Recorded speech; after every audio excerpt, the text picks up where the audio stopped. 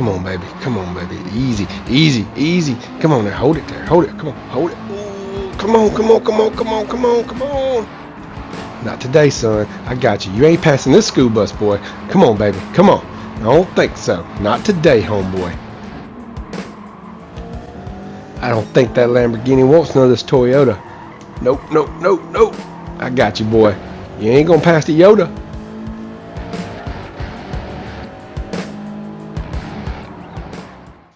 Welcome back to Martin Sim Racing, where I've got 2 races for you today.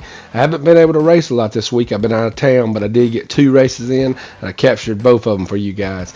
The first race is a daily race B at Autopolis, I believe is how you pronounce it. I'm not sure if it's a real track or not. A few weeks back, we raced here with Super Formula cars, which was quite fun.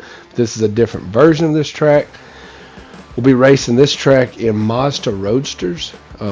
That car was quite hard to drive, but I was able to get a decent qualifying time. I start off this race in 4th position. It's going to be a lot of fun. Not too much happens, but I did want to show you guys what happens. As this week I will be gearing up for the World Series coming up, and I want you guys in the comments below to let me know what manufacturer you think I should choose for season 2. So let's get started and get right into this race. It was a simple race.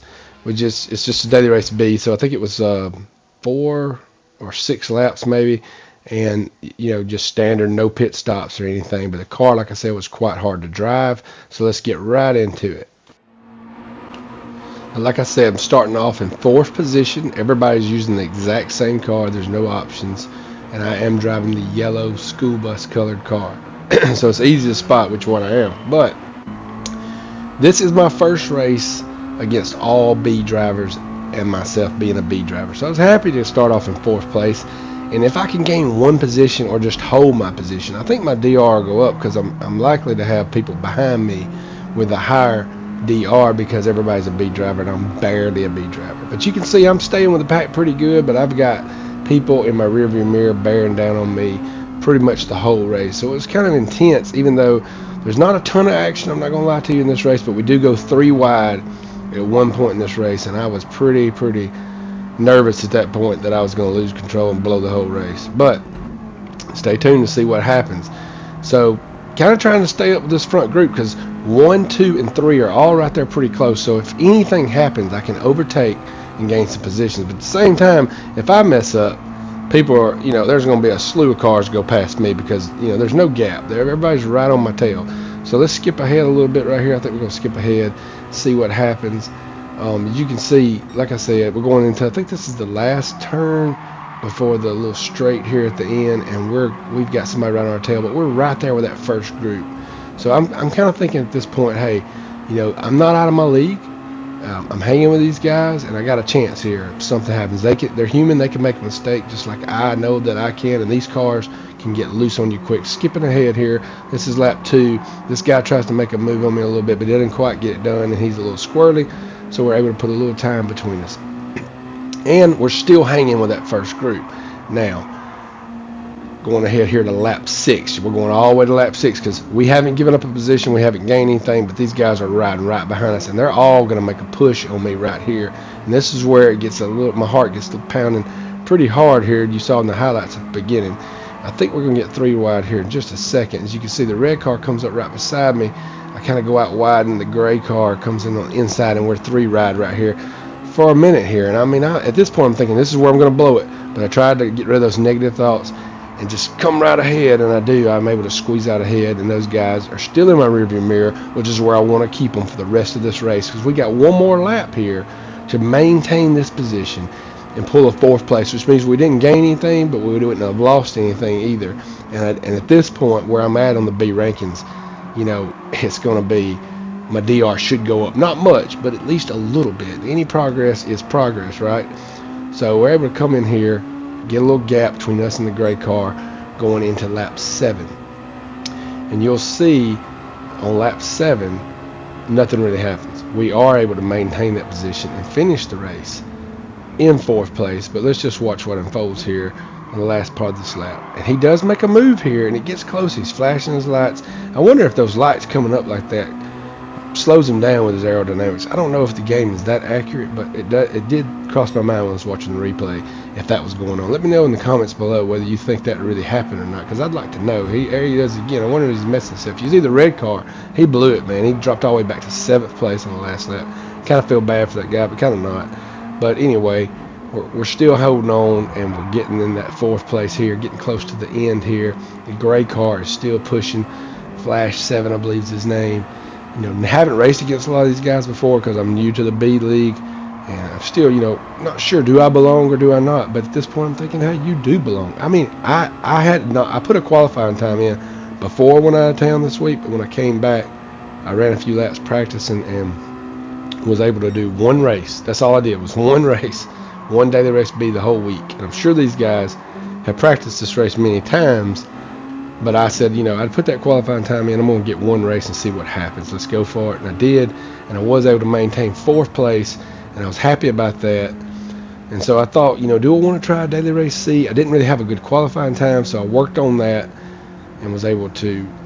I decided to do a daily race C, but this daily race B turned out pretty good. I mean, a lot of those guys below me did have higher DR than I did, so it was able to bump me up just a little bit on that B scale, to where we're trying to get to the A. But I definitely want to at least be a B when I go into this World Series race this weekend, so I can be in the GT2 league. That was my goal, so I don't want to do anything to jeopardize that. Now, this daily race C right here is going to be at Brands Hatch, and it is a situation where I think you have 7 times the fuel use with 12 laps, and it's the long version of Brands Hatch. Brands Hatch is one of my favorite tracks. It's I think it's southeast of London. It's a beautiful track. It's a real track in real life, and I really like it a lot. Now, you know, the strategy, you can stop once, and you have to use hard tires, but you can also use mediums if you want to. So you do a one stop and use hard and mediums, or do you do a hard tire the whole race, manage your fuel, and do a no stop? And I'll be honest with you, at this point, I hadn't watched a lot of videos on YouTube. My gut was telling me I wasn't going to be as fast as these other guys, so I probably needed to do I probably need to do a no stop to have a shot at maintaining a good position. But I wasn't sure going into the race. I kind of decided to, you know, just try it out as I go and see what happens. Okay, so we're starting off in 9th place in this race, and I am driving a Toyota. I can't remember the name of it. It's like Toyota 86. It's kind of like the smaller Toyota. It's supposed to be fuel efficient, to my understanding. Like I said, I didn't do a lot of research, so I'm really not sure. But I did not drive this car for my qualifying lap. I drove the Genesis. So, you know, I only drove it a few times, just warming up, waiting on the race to start. And you can see right away a guy just goes off the track, and so we gained up to 8th place. So that's good. I don't know why he went off the track. I don't know if he was eating a hamburger or something, but whatever. So starting off here, just trying to hang in there, see where we stand. Like I said, I'm not sure at this point. Am I doing a no stop or am I doing a one stop? I don't know. This car definitely doesn't feel as fast as some of these others. So I'm kind of thinking, you know, I need to do the fuel no stop deal to have a shot. So, but at this point, my fuel saving, I had my fuel on 1, which is all power, no savings for this whole first lap. And, you know, sometimes some of these races when I'm trying to do that, that's enough to put you behind right there where you can't do the fuel savings. So I kind of went into this, you know, not with a good strategy, to be honest with you. And these guys are bearing down on me, 9th and 10th place. They do appear to be faster, even though their qualifying time wasn't as good as mine. I'm sure they have more experience driving their car. They've probably done this race, because this was like Saturday or Sunday when I did this race. So it was like, you know, they've been doing it all week, and this is my first time to do it. It's just the way it is when you got a family and you're a grown person. So you play these games when you have a shot and do the best you can. You guys know how it is that they're in my situation. But we're hanging in there. We're in 8th place, and so there's some action behind us that we're going to go back and look at. Let's see. Somebody wipes out here. You got the guy in the Genesis and the guy in the Alfa Romeo, I believe it is, the red car, and they kind of get side by side chasing me down. Guy makes a run on me, and then the red car comes up beside him, kind of get to bumping each other. He swipes out, comes back, swipes right into the Alfa Romeo, sends him into the wall. That's unfortunate, but oh well, things happen. I'm glad it wasn't me, you know what I'm saying? So back here, you know, I'm losing time to the 7th place guy, Bandit, I think is his name. and he's Canadian. And the blue Lamborghini is still chasing me down. That car was right there with me all day. You'll see in the highlights. So, you know, I'm starting to think at this point, I can tell that I'm just not as fast, and so my only shot is to do fuel saving. So what I started doing was saving fuel in certain sections of the track and doing a one all-way power in other sections. So let's look here as the blue car tries to make a run on me to the inside, but I carry enough speed that he does not get it done, and the Lamborghini is not able to pass the little Yoda, which is fine with me. But the Alfa Romeo, he's done come right back after he swapped out and caught back up with us. So that's what I'm saying. I know I'm not as fast because these guys going off the track still coming back catching me. You know, and I'm just kind of holding them up. But, I mean, they got a chance to pass if they want. They're going to have to earn it. I'm not just going to get out of their way and give it to them. So, you know, look here at how close this is, how they're just a string of them just chasing me. And then he bumps me, goes off the wall, but he doesn't take me out. I'm still able to maintain my position, but he's still right in the race. It doesn't hinder him enough to where he just drops way back. If the Alfa Romeo does pass him, he's going to skip ahead here. We're on lap 3 now. The Alfa Romeo right behind us. We're in 8th place, and he is able to take us on the inside, but it's turn 2, the big swooping turn, and he gets it done. He gets ahead of us. So now we're dropped back to 9th place. We're going to skip ahead here a little bit and go down to lap 4 where we got the Lamborghini chasing us down. We're still in 9th place, and he makes a run on us. I think it's coming out of turn 4, and we just, you know, he finally gets it done. He takes away. But, you know, hoping these guys are going to pit. At some point, they're going to pit. We're not going to pit. You can see our fuel's still pretty good shape. We're on lap 4, well over half a tank, close to 3/4 of a tank of fuel left, and we pass him again. We get the switcheroo done, come back, get back in 9th spot. So that's great. But he's still right there. He's still fast, but he's inconsistent. That's okay. We are too. I believe if I'd had more practice this week, I could have finished pretty good on this race, which is good. But I go wide here, make a stupid mistake. It's the only mistake I made. Only bad mistake I made. I didn't drive fast, but that's, you know, a bad mistake. And he's able to gain a lot of position on me there and go right ahead. So we're in 10th place now. Now we got Jeremy in the McLaren. He's going to pass us. So at this point, I'm feeling pretty discouraged. I'm in 11th place.